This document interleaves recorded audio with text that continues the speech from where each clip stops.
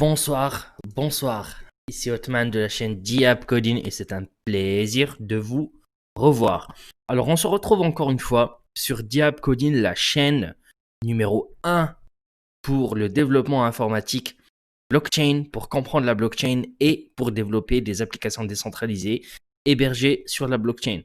Donc vous vous retrouvez, comme ça je vous situe un petit peu, sur la série Introduction au Bitcoin et la partie fork. Donc la partie fork où on discute de toutes les bifurcations et les parallèles qui peuvent se créer sur un réseau.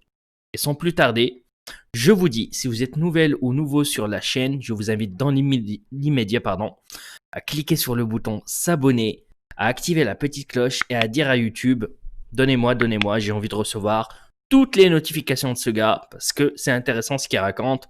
Comme ça, vous serez les premiers en France, Québec, au Maghreb, les pays francophones partout dans le monde à avoir ce contenu exclusif donc, et à être les leaders dans la maîtrise de la technologie blockchain. Donc sans plus tarder, on va attaquer ce sujet aujourd'hui qui est les avantages et les inconvénients du hard fork et du soft fork. Donc je voulais faire cette vidéo. Pourquoi? Parce que c'est très important de dresser les différences, donc avantages et inconvénients. Beaucoup de gens, il y a une simplification pour comparer au fait ces deux modes de fork. Hard. Les gens ils disent souvent les soft forks c'est meilleur parce que on split pas la chaîne et parce que c'est des mises à jour plus simples, plus soft, alors que le hard fork on met à 100% la mise à jour et puis on change tout notre réseau. C'est un peu plus compliqué que cela, mais ne vous inquiétez pas, il y a des astuces. On va faire les avantages et les inconvénients sous une liste comme ça. Donc on va mettre un split comme ça. Entre les avantages, donc avantages et inconvénients. Ici, avantages et inconvénients. Donc les hard forks, l'inconvénient, je vais changer de couleur. On split la chaîne. Chaîne divisée. Et on a une communauté divisée. On a même une nouvelle devise. Bon, des gens ils disent on veut avoir une nouvelle devise, on veut avoir un Bitcoin Cash, on veut créer une nouvelle devise. Mais une autre partie de la communauté, ils vont dire non, c'est pas un avantage. Donc l'avantage d'un hard fork, c'est que c'est une mise à jour claire. Sans mise à jour, on reste sur notre chaîne, on reste sur notre réseau tel qu'il est. Mais donc c'est une mise à jour claire, c'est binaire, oui ou non. C'est aussi un peu démocratique. C'est une mise à jour démocratique parce que si on ne veut pas mettre à jour, on va rester sur notre mode de fonctionnement ancien et tout le monde pensera de la même manière, toute la communauté pensera de la même manière. Et aussi donc on a une direction claire. Alors sur le soft fork, alors l'avantage il fallait que je le mette en vert. Je vais le mettre en vert comme ça. Pour le soft, c'est pas démocratique. Pourquoi? Parce qu'on va forcer les autres nœuds à rester sur la chaîne. Il y a des nœuds qui vont pas être mis à jour, mais qui vont quand même rester attachés à la chaîne. Rappelez-vous, on a vu ça à la dernière séance. C'est que ces nœuds vont rester attachés et du coup vont peut-être ne pas accepter d'avoir la mise à jour et on appelle ça un soft fork.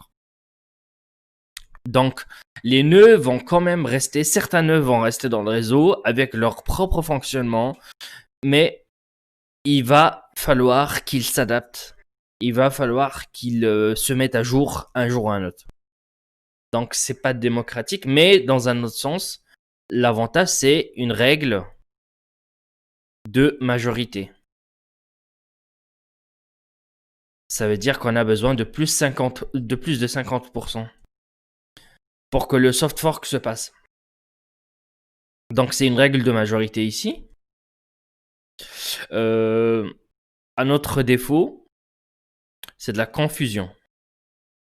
Pourquoi? Parce que ça dépend de la mise à jour qu'on fait.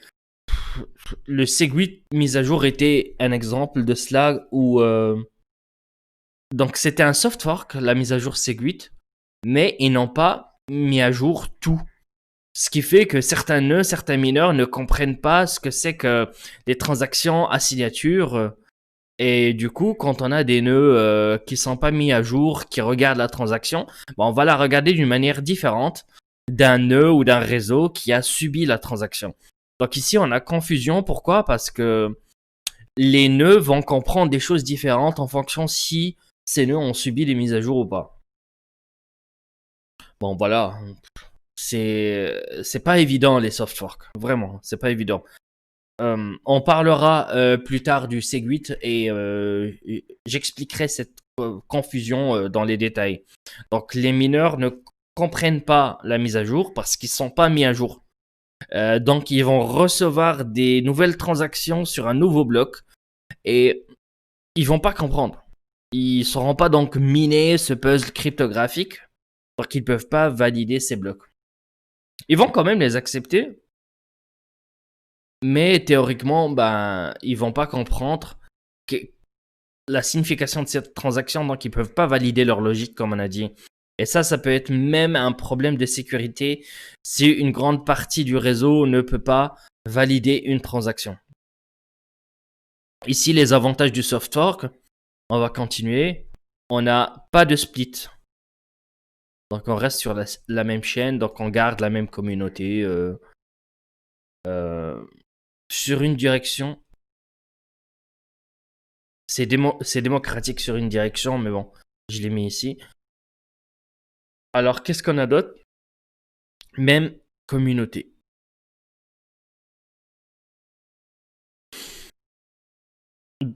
Donc, voilà les avantages et les inconvénients principaux du hard fork et du soft fork.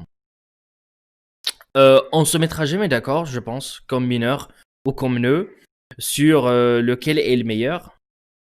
On peut ajouter un inconvénient ici sur le hard fork, c'est que on a une puissance hachage splitté. Bah oui, c'est normal parce que c'est un hard fork, ce qui fait que la puissance de vos équipements va être divisée entre l'ancienne mise à jour et la nouvelle mise à jour. Voilà ce que je peux dire aujourd'hui. Si vous voulez en savoir un peu plus, il y a pas mal de ressources qui sont disponibles. On va parler dans le Segwit ou la partie Segwit de la confusion. Ici, il y a un autre que j'ai oublié au fait. Là, comme inconvénient de soft fork, c'est peu de validation. Ah oui, c'est normal, s'il y a confusion, nos mineurs ne vont pas tout valider, ce qui fait qu'on n'aura pas assez de validation pour comprendre ce qui se passe.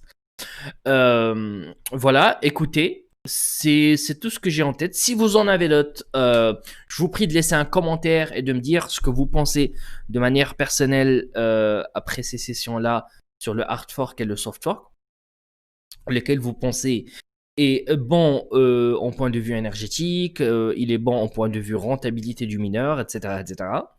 Donc moi je retrouve sur la partie d'après. On a fini donc la partie fork et je vous retrouve sur celle d'après, toujours sur la série Introduction au Bitcoin. Je vous dis pas, cette fois, ça sera une petite surprise, vous allez découvrir sur la prochaine session. Donc, je vous invite encore une fois à vous abonner, surtout si vous êtes nouveau ou que vous venez d'arriver sur la chaîne, comme ça vous saurez quelle est la prochaine partie qu'on va traiter ensemble. Et donc, si vous avez raté la série Introduction au Bitcoin ou la chaîne, la liste de vidéos, je vais vous piner maintenant au haut de la page le lien. Et merci encore une fois d'avoir assisté à cette session. C'était Othman de la chaîne Diab Coding et je me déconnecte.